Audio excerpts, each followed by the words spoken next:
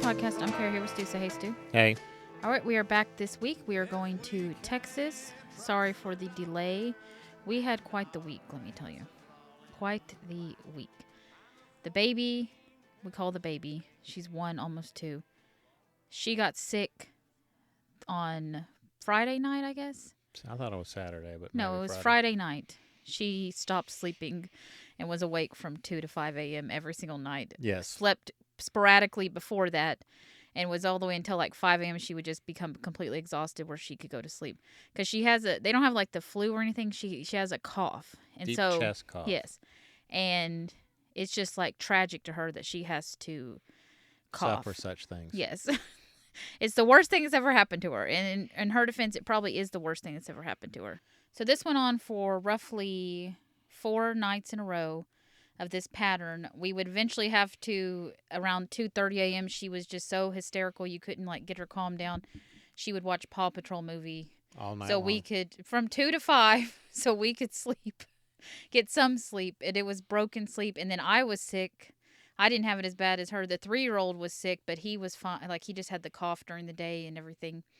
He slept fine. And then now the 5-year-old is sick. Well, they're all coughing. Better. They're all coughing. And then they get to the point where it sounds like they're going to throw up. They're coughing so bad. Yes, but it's just a cough. They don't have fevers. There's no point going to the doctor.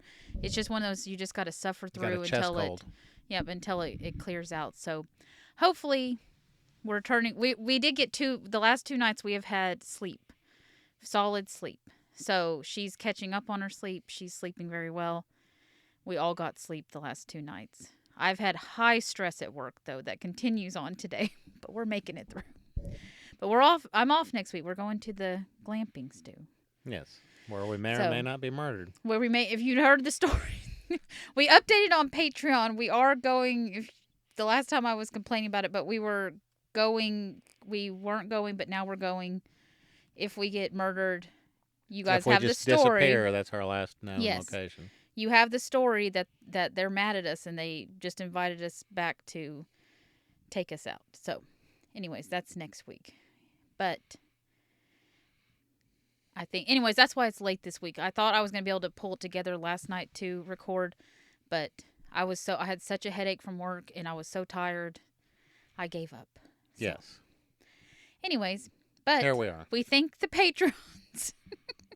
We usually update the Patreon. I try to remember to post on the Instagram or whatever when it's late. But anyways, thanks to all of our patrons. If you'd like to join, it's patreon.com/blessthismesspodcast, I think. It's in the show notes. Anyways, you get the episodes 24 hours early and ad-free. And then you also get our semi-regular once a week Shoot the Poo, where we usually talk about a true crime documentary and then just update you on our life, like going to the Terralingua. Possibly be murdered. But, you got to take some risks to use some adventures, Yeah.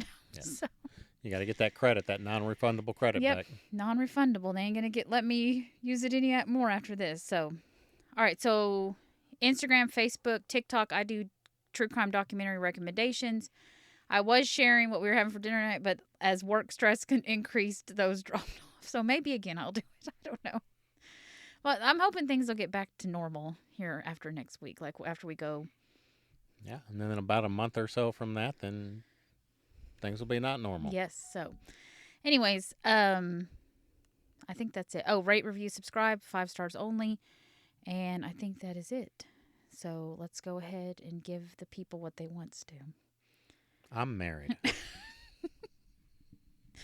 Anyways, all right. So let's go to our case out of Texas. So on January 29th, 2007, at the EB Game Store in San Antonio, Texas. Do you remember EB Game Stores? No. Some articles I read called it EB Game Store. Some of them called GameStop. So maybe it was like maybe GameStop purchased them. I feel like I remember something about an EB Game Store. Maybe I was past the age of really caring about gaming stores. But you had by the time they had those child that would have cared. Yes, he did care. So I don't know. ABA. But the only thing we had in Lafayette that I recall is GameStops, and there was another local one that we went to.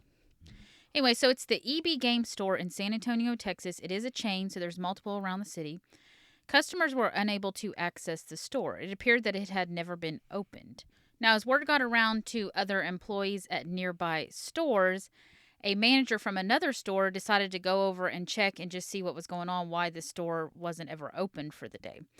Because this is around 2 p.m. when he arrived, so it definitely should have been up and running. Something like that normally opens at 10 a.m. I can't believe it took him this long to go check it out.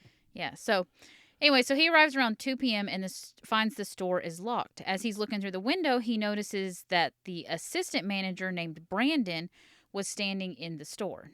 So Brandon, he opens the door, and the other manager, he says, "Hey, have you seen Amber? Amber Belken is the 25-year-old manager of that store, so she would have been the one that would have She was the one that's supposed to open the store, yes. Yes. Brandon says no, that he had just got there a few minutes before, but the store appeared to have been ransacked with video games all over the floor. There's cash strewn about and everything like that. It was clear that something, had happened here. So he's looking around for Amber, calling out for her, and no one responds.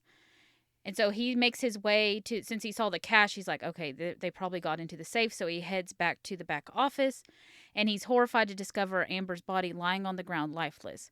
He immediately calls 911, and they arrive on the scene along with investigators because it is clear that this is a homicide right off the bat. Now, investigators assess the scene, and it's clear that Amber is no longer with us. She's lying face down on her stomach, and she has a plastic bag twisted around her neck, so it appears that she had been suffocated to death. Yes. Upon further examination of the body, they found that she did have some, marks on her wrist, indicating that she had been bound at some point. But it appeared that whoever had bound her had actually taken a knife because she had a small cut on her wrist as well, and those, binds were gone. So it looked like somebody used a knife or something to cut them off. Cut the tape. And they're thinking it's duct tape that was used based on, the residue and stuff, and they probably took it because they for sure knew duct tape's going to take any fingerprints that's on there. So whoever did this thought this through and cut off those the duct tape from around her wrist before they left. As investigators are looking around the scene, it's clear that the motive is a robbery. It didn't appear that Amber had been sexually assaulted during the attack. They start asking around to see if they can put together some sort of timeline, because by the time they found Amber, it was in the afternoon, and the store would have been set to open that morning around 10 a.m. Yeah, so they've already lost a lot of time in this investigation as to when they could have recovered evidence or... Stop looking at me. Yes, I moved my microphone. Yes, stop touching things. Okay. Now I can't stop. I know you can't. Stop. What?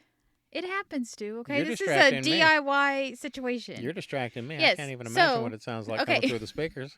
So, it's been a while since the store opened, so they've lost a lot of time. Any amount of time between when it happened and when they find the body, you're losing evidence, you're losing chances to catch who did this. Yes. Investigators speak to employees who said that Amber had the same routine every morning when she opened the store. She arrived at the store around 9 a.m., she would go through the receipts from the day before, and then she would head off to the bank to deposit the cash from the previous day's sales. Then she would arrive back at the store just before 10 a.m. to open it up. They discovered that Amber had spoken to another manager at around 9 a.m. that morning after she had arrived at the store. Now, while she's talking to that other store manager, she abruptly hangs up on him, saying that someone was knocking at the door. The manager said that she didn't seem too concerned about this. The other manager thought maybe it was just a customer that was checking to see if the store was open or not. There's people all the time. I mean, I've been guilty myself, knocking on the door like, oh my God, I need to... I mean, I don't know what kind of video... Open. You remember I don't that commercial? No. Who's that? That lady that they had that commercial where she was standing at the thing trying to will the store to open. Oh, no. Going open. So I don't know what kind of video game emergency there would have been at 9 a.m., but somebody was probably trying to see if they could get in. The new video game of the day was coming out that day. Well, I doubt that's it. not true. No, there would have been a line.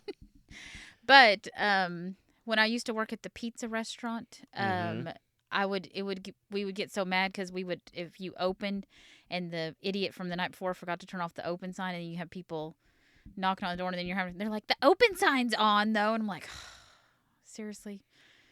Look at the hours in the window, lady. I know. It was always a lady. It clearly states 11 a.m. Because it was always a lady, wasn't it? Yes. It's always a lady. We're guilty as charged. If it was me, I'd be like, oh, sorry, I saw the open sign on. I understand. But yeah. There was no understanding. Understanding. Many of these people, they were very disappointed. They couldn't get their Chalmette cheese sticks and their sweep the floor calzone. Yes. That manager that she spoke to on the phone did not hear from her again that morning. But he wasn't concerned. It wasn't like, oh, where'd Amber go or anything like that. It was just a casual conversation, and if she didn't call back, it's like he didn't think anything of it. No. Investigators checked with the bank, and they found out that she did not make the deposit that morning, which would have been around $1,900. And the back office, the safe was open, indicating that the person took the money. The killer also took off with dozens of video games and video game consoles. With the schedule that Amber kept, the phone call to the other manager, and the fact that she never made it to the bank, investigators are going to pinpoint this murder somewhere between 9 and 10 a.m. Yes. So they at least have, thankfully with the phone calls and her routine that she has, were able to pinpoint. Yes, it was within an hour about a solid theory on what time she was murdered. As news of the murder at the video game store got around town, news crews they began showing up to just cover live updates of the investigation. It leads. Yes, they were there like flies on manure, Stu. Mm-hmm. They were there. And so unfortunately, this is how Amber's parents, Randy and Lee Belken, found out that something had happened to their daughter, who was the store manager. So they are driving by. They start hearing there's like something happened at this store. So they drive by. They see all this commotion out there. The dad arrives first. He stops in and he's like, "Hey, what's going on? My daughter works here, or whatever." And unfortunately, that's how they have to inform him that it's Amber who was murdered. And then shortly after, remember this is 2007. They had cell phones, but it's not like today. I don't feel like the cell phones. I don't even know if an iPhone was out at that point. I don't think so. If it was new and very, very expensive. Yes, not that they're not not expensive now. I had one in the 2007-8 range, I believe. Okay. Anyways, it was the first gen. I tried to work on it myself. I broke it. It's probably worth a small fortune. No, it's not. Nobody cares. The nostalgia? Yeah, it is. Anyway, so then her mother shows up at the scene as well, and they have to, her husband has to tell him, Amber has been murdered. So this was their only child, and she was like their entire world. They said that she was a perfect child growing up. She never had any trouble. They never had trouble with her, no issues or anything like that. She was currently working at that video game store as the manager, but she had just enrolled in college and wanted to become a veterinarian.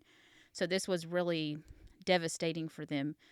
I know it's probably hard to lose any children, but I feel like when it's the only child, it really is like that you spent so much time focusing on that. Yeah, one. And you don't have the other children possibly to like get it together for, Yeah, you can spiral, I guess. Yeah, there's more room to spiral. I feel like if you don't have other children you're like, I got to pull it together to get for my other children and everything like that. So this seems extremely difficult to lose your only child, especially when you're like, we made it through like all the times when you're teenage. Yeah, all the toddler years when you're like, are they going to choke on something? Are they going to like fall at a pool? Like what's going to happen? Am I going to choke them? Yes. And then you make it up through like teenage years with all the things that can go wrong. Curfews missed, maybe not. Drugs. And then car wrecks, crashes, things like that. And then, she's 25. They probably feel a little bit more comfortable. She's out there grown. Car insurance has gone down at age 25. Yes. They're considered beyond all that foolishness. Yeah, so this was really hard on her parents. As crime scene investigators collected the evidence, an autopsy was performed. It was completed. They were able to determine that Amber was not sexually assaulted, and it appears that the only motive was the robbery. Unfortunately, investigators were unable to collect any physical evidence in terms of fingerprints or DNA under her fingernails, so the crime scene did not render a lot of information. Yeah, this crime scene was just, in terms of evidence, was terrible because there just wasn't anything. I don't even know how there wasn't much there if they ransacked the place. I mean, well, if he wore gloves and removed that duct tape that he had, I'm assuming he wore gloves, Yeah, and DNA testing back in the day wasn't what it is today if they did find anything. Yeah, because I think now you hardly need anything to get DNA. Like, you just need the touch DNA. Touch DNA even now. So back, it was 2007, so they would have had, if they could have found some. But yeah, it's not what it is today for sure. Yeah, because that Kohlberger guy, they got touch DNA off that sheet they found, I guess. Oh, is that what they got? Yeah, they got some touch DNA. I was going back and forth whether he actually did it or not still. Well, they got touch DNA off the sheath, and, well, they had a bunch of other stuff, too. I didn't read into it, maybe. But was the roommate involved? That's my question. I don't think so. Okay, anyways, go on. That's a whole nother story for a whole nother day. So the crime scene didn't render a lot of information. Investigators start to wonder what was the purpose of killing Amber if they were already able to get the money and the games and consoles.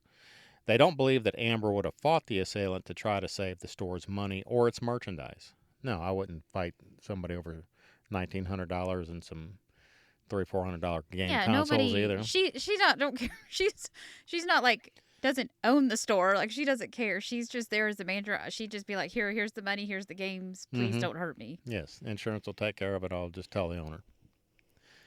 So they're starting to think that this is possibly somebody that Amber would have been able to recognize and turn in.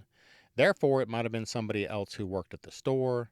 It would have been the only motivation to kill her, from what they're guessing. Is their working theory here is that she would have been able to identify this robber, turn them in. There was also no cameras in the store, and the person or people who would know that there's no cameras there would be people that work there. Yeah. Unless somebody. Which is crazy. They don't have cameras in a video 07. game store, That's 2007. They're quite spendy back then.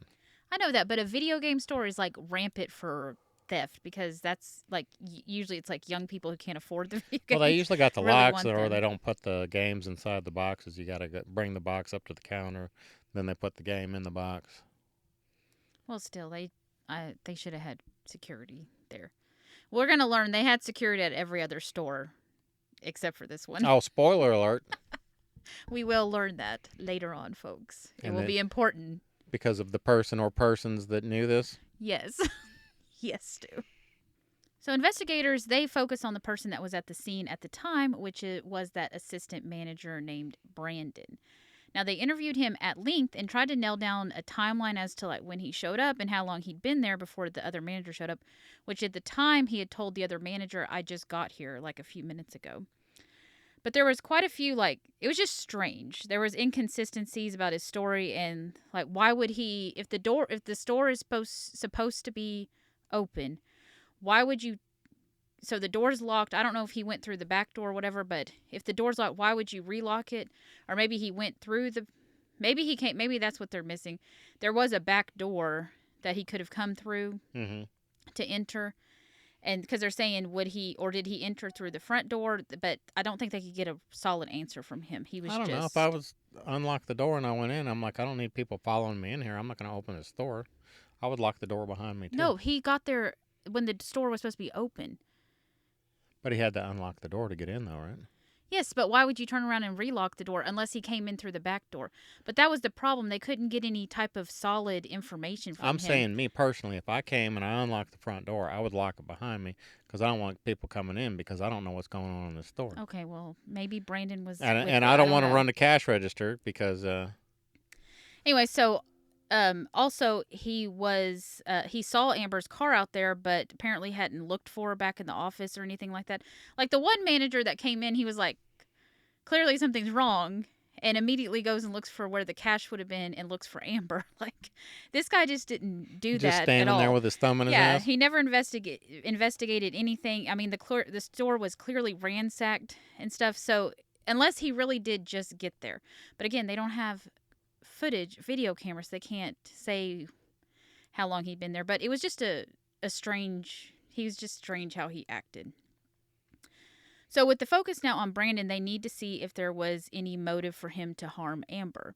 They did find out, speaking to coworkers, that Amber did have issues with Brandon, and she had written him up multiple times and was at the point where she was kind of building a case to turn him into like upper management, because he was an assistant manager, so he would need probably like a district manager or something like that to fire him. So she was working on turning in that paperwork, and I think she was going to be doing it like that day or coming up. So maybe Brandon just didn't give a fuck because he's like, I hate that bitch. Yeah, anyway. okay, don't say that, but maybe that's what Brandon was. That's probably what Brandon was probably thinking. Like, I ain't going to help her. I don't like her. She don't like me. We don't get along. I don't care. Anyway, so when speaking to Amber's mother, she did say that Amber had mentioned Brandon before and said that he had a temper and he kind of made her uncomfortable. Now, with this information, they brought Brandon back in and went over his alibi for the time that they believed Amber was murdered, because they did narrow it down to that 9 and 10 a.m. time frame. He said that he was with his girlfriend as well as his parents. So they did interview his family members, his girlfriend. They did say that they saw him around that morning. They did confirm that he was with them at the time that Amber was killed. So not just wanting to go off family members and a girlfriend. Mm-hmm. They did pull his cell phone records, and there was apparently a cell tower about 1/8 of a mile from the location. And during that time that Amber was murdered, his cell phone didn't ping at all off that. But that doesn't mean someone couldn't have left their phone at home. Yeah, not brought their phone. But anyways, he was cooperative though with police. He consented to having his apartment searched, his car searched, which that's like a lot, when they come. God, that's like a mess. Come flip your shit. Yeah.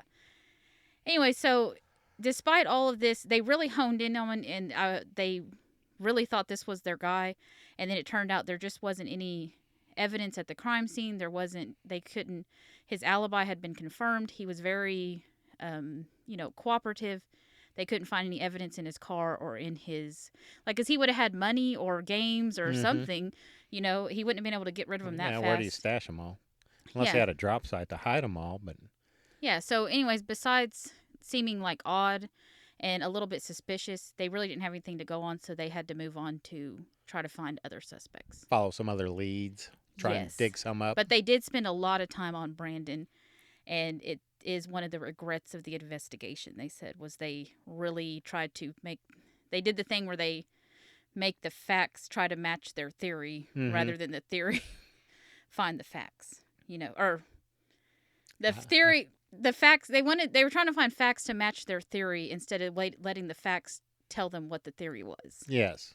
And they made that mistake and wasted a lot of time on him. So after they got all the confirmation of his alibi and cell phone, they were still trying to figure out how he done it. They just were not convinced until they finally had to move on from it. Because they're like, we just don't have any evidence against this guy. We can't just keep hounding on him. They said they pretty much ruined his life for quite some time about this, and he was like the number one suspect. And everybody in town thought he was a killer, probably. Yeah, so they do regret that. Not as much as Brandon, I'm sure. Yeah, not as much as Brandon. Months would go by with no new breaks in the case, despite there being a reward for any tips leading to an arrest. And it was a big reward. I think they said it was around $100,000. So. Yeah, they're talking some good money. Investigators are starting to get concerned that this would become a cold case. When out of nowhere, a phone call comes into the police department from a young fella stating his name is Joe. He said he worked at another EB Games in the city and that he had been let go. But he did receive a phone call from a former co-worker stating that he wanted to rob one of the stores, and he was thinking about the one in San Pedro, which was Amber's store. Off San Pedro, not in San Pedro. On San Pedro Road, I'm thinking. Yes, you said in San Pedro. Oh. Yeah, so I'm just going to clear up. It was still in San Pedro. It was on the road with San Pedro. I gotcha. Joe told police that the friend said he wanted to do that store because it had no security cameras. See? He knew. It was the one store that didn't have any security cameras. The young kid then stated about a month later that the former co-worker told him, Joe, that when they were riding around town, the guy said, "I did it." So at this point, this is their best lead, and it did seem like Joe, calling up the cops, did have some information about the security camera situation at the EB Games. It took some convincing, but the young buck finally did give up a name for his buddy that said he did it, and that name was Giovanni Rivera. Yes, because he was originally, Joe said that what happened was Giovanni was trying to get Joe to be involved with the crime. Mm-hmm. And he's like, nah, man, that's not for me. Mm-mm. I don't want to do that. And so then that's when he kind of let it go. And then he said like a month later, he's like, hey, I did that. I did it. And he's like, did what? And then tells him what he did. And so now Joe's like, oh, shit. Harboring this information, probably scared of his friend now because he's fucking psychopath. Yeah. And I'd be scared too. I'd be like, this dude told me this shit. He might come looking for me thinking I'm going to rat him out. I better rat him out before he comes looking for me. Well, because he already killed one person. Yeah, so what happened was they pressed Joe. They're like, are you sure you weren't involved in this? And you're just like, coming to save your own. They're like, you need to tell us now because now's the time we can get you immunity to testify against Giovanni, all this stuff. He's like, no, I really didn't. He said, they're like, well, why'd you finally come in? Because it's been months now that they've been. And he said the guilt just kept eating away at him that, he'd see because the family was very present in the news media. The mom and the dad were out there every day, like crying, trying to push forward, trying to figure out who did this to their daughter. And he said he saw it. It just like bothered him. He was very scared of Giovanni, but eventually that his guilt for what happened to Amber outweighed his fear of Giovanni, and that's why he decided to come forward. So in the end, he did the right thing. It took him a while. They said he was young, though, so like it probably was very scary to have this freaking cold-blooded killer, his friend, know that he's the one that knows and is going to go tell on him. Yeah, any minute you could get run over, hit in the back of the head with a pipe or something. Well, remember that guy from the was it last week or no, it was the week before, and the guy that was the roommate, and he's like, hey, my roommate is, and then he somehow died and with it getting hit by a train. Yeah. Was he pushed? Little suspicious. We don't know. So anyway, investigators, they bring in Giovanni to interview him, and he denies any involvement. He pretty much stops talking to police, like, right away. But Joe's information alone, like someone just coming up and saying, hey, I know this guy did this, is not enough to obtain an arrest warrant for a capital murder case. So unfortunately, they have to let him go because they have no other evidence on him except for what Joe said. Now, at this point, they're like, okay, we've talked to him. He knows we're on him. Is he going to run? Is he? And funny enough, that night, they see him packing up his house and stuff like that, but he was actually just moving. They found out his whole family was moving to Laredo, Texas, and it was like weird timing that was the day they were moving. Anyway, so he did settle in Laredo, Texas with his family. They kind of kept an eye on him, and as they tried to find other evidence or anything else on him. Tying him to it. Yeah, and investigators really felt that this was the person who did it, but they were afraid that he was actually just going to get away with this because they did not have enough evidence to arrest him or prosecute him or anything. Well, they'd get another break just a couple months later when Giovanni's wife calls them up out of the blue saying that he had assaulted her, threatened her with a gun, and threatened to kill her and her children. And so they're like, God, this like... Why does this guy's name keep popping up? Yes, we knew he was bad news. So they weren't Giovanni's children? They were just her children? Well, they were their children, but she's, at that point, she's like, fuck this motherfucker. They're not his anymore. Yes. So she also, the other important thing she stated was that she knew that he had killed Amber because he had told her. So now we got not one person with this guy telling him that he killed Amber and did this robbery. Now we have two. Now that investigators have two witnesses saying that Giovanni had confessed to them about killing Amber, they were able to get an arrest warrant issued for murder. However, yes, and part of the other thing with them, part of the other key element of those witness testimonies, they did know details about the case that only the person who committed the crime. So it was like these weren't just like, oh, I just think he killed him or whatever. He said that they had information about what went on. Yes, which is why they keep information about crime scenes, certain details. Yes, although I'm still on the argument that one where that lady at the Unsolved Mysteries where she disappeared at the hair salon, release it, okay? But we all know that freaking weirdo ass ex-husband did it. Or it was the husband at the time. If you haven't heard, I think we did that one on probably Shoot the Poo, maybe. Yeah. Quite possibly. I can't remember. Anyways, but yes, definitely that one. They should just release everything because the person who did it is already dead. When police went to pick up Giovanni, he was gone. They received information that he had fled to Mexico. So, with the help of other agencies, they got some leads on where he was actually located in Mexico. Yeah, because if you're not familiar with the area, Laredo, Texas is Down right there. by the border. Yep. So you just it slide would across not the be border. difficult to just to head on over there. Now, with the help of the other agencies, they got the leads. They were able to bring him back to the United States. They were very concerned about the lack of physical evidence in the case that they had. So they really only had this eyewitness testimony. Not eyewitness. Well, not eyewitness, the witness testimonies. Witness testimony of him telling them about him saying that he confessed to killing Amber. Yes, and at this point they were able to, during this time while they were looking for him and everything, they were able to get, so they had the wife, the friend, and then they were also able to add in the mom. He told the mom that he killed her too. So now we have 3 going against him. Why would and you they tell all your mother on, what you did? I don't know. Maybe, I don't know. I don't know if she lived in Mexico and he went to go see her and he told her, because I think he went, they said he went to family members down there and she turned on him. I don't know. And he told her what he did. It's just, I mean, he's running his mouth. He's not like, okay, he is a terrible human, like a terrible monster. Yes. But he's like, it's not like he's one of these serial killers that just hides it all. He doesn't know what to do with it, so he just keeps telling everybody what he did. Like, he doesn't know, like, this isn't his normal, like, MO, like a serial killer. You know, they keep it all, like, you can be married to a serial killer. Mm-hmm. Stu. I'm married to a serial killer? No, you. Like, think about Dennis Rader. He's never going to tell anybody what he did. Like, he doesn't feel guilty about it or feel compelled to tell anybody. But this guy, this was like a one-off crime for him. And so I think he just has to tell somebody. You know what I'm saying? Like, I don't think he was going to turn into like a serial killer or a person who was got just the taste for blood. Yeah, it wasn't like that. So spree. He had more of a normal human reaction to doing something this awful. I can't believe I did this shit. Which was to tell people, like, I have to get it off my chest. I can't. Should have gone to his priest. Yeah. They're not allowed to. They're not supposed to tell the authorities what you done did in the confessional. So, not to give this guy any credit, he's still a monster or whatever. Yes. But I don't think that's why I think he was telling people it wasn't a normal. He doesn't kill just to kill for the fun of it. The thrill of it. Yes. To get away with it. To see if he can get away with it. Yeah. In August of 2008, they do bring Giovanni in and they confront him about the charges. Surprisingly, he starts to confess.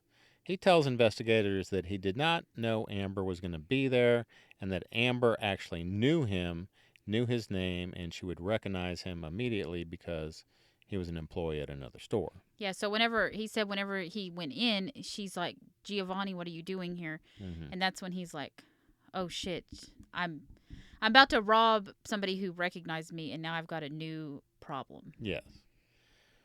But he said at this point he had already begun the robbery, so he just went forward with it and decided to suffocate her so she couldn't identify him. With this confession, he was able to negotiate his sentence.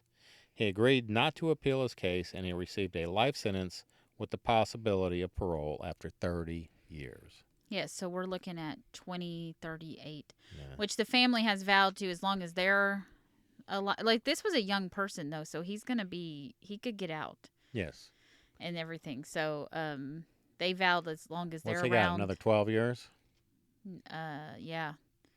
Till he's eligible for parole. So he's in Texas too, so we got to be careful. I know. Well, we're going to have to move then. Yes. From here in El Paso. Yes, our El Paso home. Anyway, so her family vowed, they're like, hey, we'll be there at the, but unfortunately her parents are older. I mean, obviously, like, they're older than he was. So eventually, unfortunately, no one's going to be able to advocate for the Yeah, because she didn't have any siblings. So unless there's some cousins or aunts or uncles that they were close to for some reason. That would still be alive to go and argue for why he should not be let out on parole and what he did. So hopefully he doesn't get out, but guess it's going to come down to the prosecutors and the investigators in the case. That do they go and present at a parole hearing? I think they can. Okay, but then they're getting older too. Yes, I mean they're going to be retired. Yes, I'm saying this guy is young, so he's going to outlive. Yes. Most likely all the people that could go and argue why he should still be in prison. Yes. So anyway, so hopefully he stays behind bars because he is a cold-blooded killer. All right. And apparently a terrible husband and father. So Yes, and son. he was like abusive to his wife and threatened to kill his children, so that's not good either.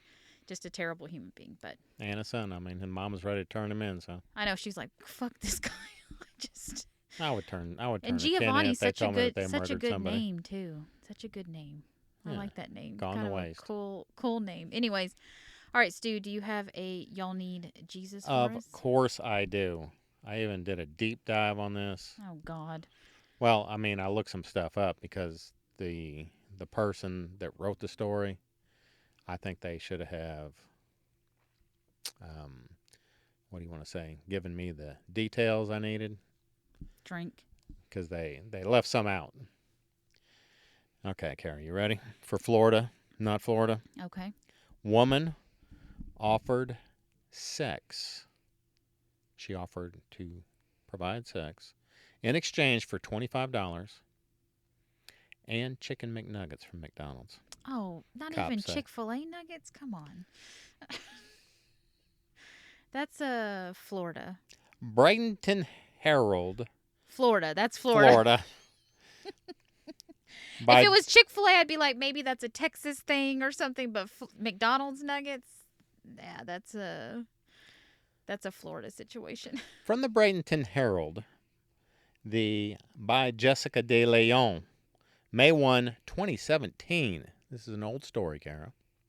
Manatee County. A homeless Bradenton woman was charged with prostitution after she agreed to perform a sexual act for $25 and chicken McNuggets. I wonder if it was the meal or just the 10-pack, or maybe she was like, she needs to bring for the 20-pack. They need to bring for the 20-pack, at least. Man, you're just stepping all over questions I had.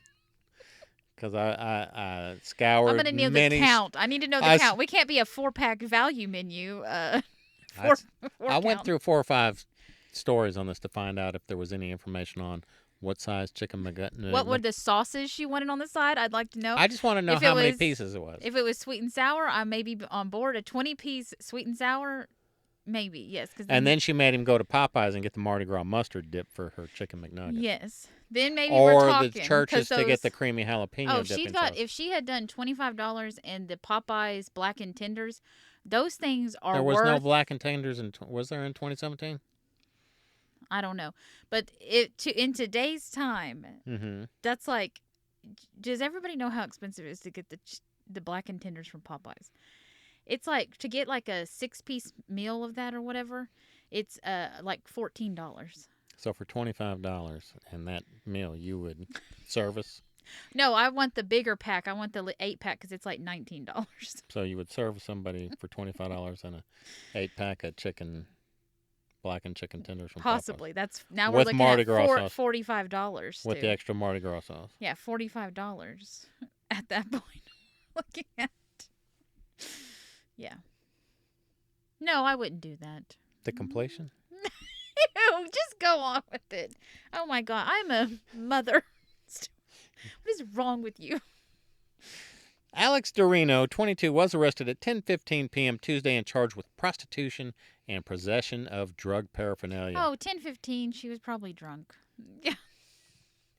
She is being held at the Manatee County Jail on bonds totaling $620. She walked out of the Marathon gas station on 14th Street in Bradenton and unknowingly waved at an undercover detective with the Sheriff's Office of Special Investigations Division, who was talking to another woman, according to an arrest report. The detective told the other woman he was there to pick up Dorino, and Dorino got into his car. As the undercover detective drove north on 14th West, these are some details. But not the important things. Exactly. Like, nobody cares about these street names. What people want to know is they were driving north on 14th Street West. The nugget count and the type of sauce. That's what we want to know. Why is 14th Street West going north and south? I don't know. Because it's the west side of 14th Street that runs north and south. Anyway, he told her that he wanted some oral sex, and she agreed to do it for $25. As they briefly went back and forth on the price, she finally agreed to perform the act for the $25 and chicken McNuggets. Still no determination. 4-piece, 10-piece, 6-piece. Was it the meal? Was it supersized? What kind of drink did she get? Because let me tell you what, that Diet Coke or the regular Coke at McDonald's really hits, dude. That crisp Coke. I know. You remember when we got one a couple weeks ago and I accidentally slapped it right into the sink? You spilt it into the sink. Yes, that was a day. We had multiple spills that day. The 5-year-old, she spilt her milk. The 3-year-old spilled his chocolate milk. Yeah. Stu spilled his fountain drink from McDonald's. Yep. I almost cried. The detective showed Dorino that he had the cash, and he pulled over in the 4200 block of 14th Street West. Great details there on this story, with the exception, again, of nugget counts. Okay. I think I'm still upset. I think everybody's tired of us talking about nugget counts. I'm gonna beat this horse. It's been dead. I'm just gonna keep beating it. It is dead. He is now turned into nuggets. Well, anyway. This place that he pulled into, this is where other detectives are waiting to take her into custody. When Dorino's purse was searched... Is this what we should be spending our time on, fighting crime, Stu? Seriously? Did you let me get to the end of the story? Okay. When Dorino's purse was searched, detectives found 2 hypodermic needles, several small baggies, a spoon, and a burnt glass pipe, consistent with either heroin or crack cocaine use. Just last month, Dorino was placed on probation for 3 years after she pleaded guilty to grand theft auto and possession of drug paraphernalia. Okay, well, I will argue she need to be picked up because this is the problem, is that the drugs only affect you until you start doing crazy things like stealing cars, and then you run into people and kill people because you're under the influence of drugs or whatever, or alcohol. If she was just trying to get the nuggets and the money, then let her go. But I don't like if you're doing drugs and alcohol and you start affecting other people, you need to be locked up. Yes. Because eventually you're going to kill somebody or harm somebody. So it's like drunk drivers. I don't understand why they keep letting them. Yeah, he was arrested for his fifth DUI. And now he's killed a family of 4. It's like, what are we doing? Like, those people are not going to change. They have a problem. No matter what you do, they'll figure out a way around it, and they'll still get in a car. Have somebody blow into the breathalyzer. Yes, because all they got to do, or they could just get into a different car, like take someone else's car, like, and do these things. So, yeah. Anyways, all right. Well, that was our Y'all Need Jesus in our case out of Texas. Again, apologies for it being late, but we are trying our best. We're just working with what we got. We are heading into a weekend of deep freeze. If you're in the South, you're probably part of it. Actually, it's all over. It's everywhere. They said 235 million people will be affected by this. Okay, so yeah. I mean, if you're in California enjoying the weather over there in Malibu or whatever. Like, fuck you. But anyways, I don't know how many Malibu listeners we have. I don't think we have any Malibu listeners. That's a little upscale We're not there for like us. Their cup of tomatoes. No, it's a little too upscale for us, probably. Yes. And if we did have them, we lost them when we talked about how many chicken nuggets we would exchange for oral sex. Okay. So, anyways, but so we're hoping to get another, since we can't do anything in the house, like we're just gonna be stuck in the house. We're hoping to get an episode recorded for next week, but no promises. But that's what we're trying to do, because originally we were gonna skip next week, but now since we'll be on vacation, but we might be able to do it now because we're literally going to be stuck in this house from like starting, which is going to be rough for us because we've already been stuck in the house. Yes. We didn't do any of our children. we didn't do any of our activities this week. We didn't go to library time. We didn't go to Little Gym. The one didn't go to speech therapy, so they have literally been in this house sick for a week now, and now we're fixing to go into 2 days of lockdown because it's going to be like 10 degrees outside. So hopefully we don't lose power. We're on some sort, our neighborhood's hooked to something important. So we usually don't lose power is what I've been told. Yeah, I think we got a fire station or something. And then something else that's important for infrastructure. I can't remember what they said. But there's a fire station and something else. Anyways, so we're hoping to get one recorded for next week to go out on time. And I think that's it. We're going to try to record a Y'all Need Jesus. Or not Y'all Need Jesus. A Shoot the Poo tomorrow. That'll be tomorrow, which is Saturday. If you're on Patreon listening to this right now, that's tomorrow. We're going to try to get one of those out for you. So anyways, all right, well, Okay. What? I got something. Okay. You always ask me if I got anything. You always expect me to say no. Okay, do you have anything still? Yeah, just so nobody has to look it up. Today's prices in the year of our Lord 2026. 4-piece chicken McNugget, $3.39. 170 calories, FYI. 6-piece chicken nuggets, just the nuggets, is $4.39. 20-piece chicken nugget, $9.99. And a 40-piece nugget is $19.99. Oh, 40-piece. You got to go for the 40-piece. And a 10-piece nugget is $5. Did they have a 40-piece back in 2007? No, I think that's our supersized lifestyles right now. Well, most I remember back then was a 10-piece, and it was supposed to be like a family share thing, and now we're under like 20 and 40 pieces. Well, if you're curious, the 40-piece chicken McNuggets is 1,650 calories if you eat all 40 pieces. Well, you could just eat that all day, but then you'd have to factor in sauces. You might still be you could eat just that all day with the sauces and a Diet Coke, and still be probably in a calorie deficit. You think? Yeah, I think so. Just graze on them all day? Yeah, just keep microwaving them. Oh, no. Chicken McNuggets are I will partake occasionally, but I have gone further and further away from them. But if you do eat them, they have to be fresh. Yeah. You can't be. I can't do nuggets. They're not. I gotta an do hour tendies. later. I gotta have tendies. I gotta know it's real chicken. Yeah. So. I don't know what these nugget things are. The Wendy's or the McDonald's or none of them. Anything that just breaks apart. Well, I always was very skeptical. At least McDonald's, I felt like they shaped them into that form. But like the Burger King chicken fries, I'm like, no, I don't want that. So I haven't been to a Burger King in forever. No, they've really gone downhill. So. Yes, they have. Everything's gone downhill, and the prices. Whataburger, I love Whataburger, and they've gone downhill. Yep. We got a new Whataburger opening close to us now. We do. Okay, let's move on. All right, so we will see you next time. Bye, everyone. Say bye, Stu. Bye, Stu. Don't you know it's bad luck to be superstitious, but nothing else is working, and my head is really hurting, and I'm sick of all this work.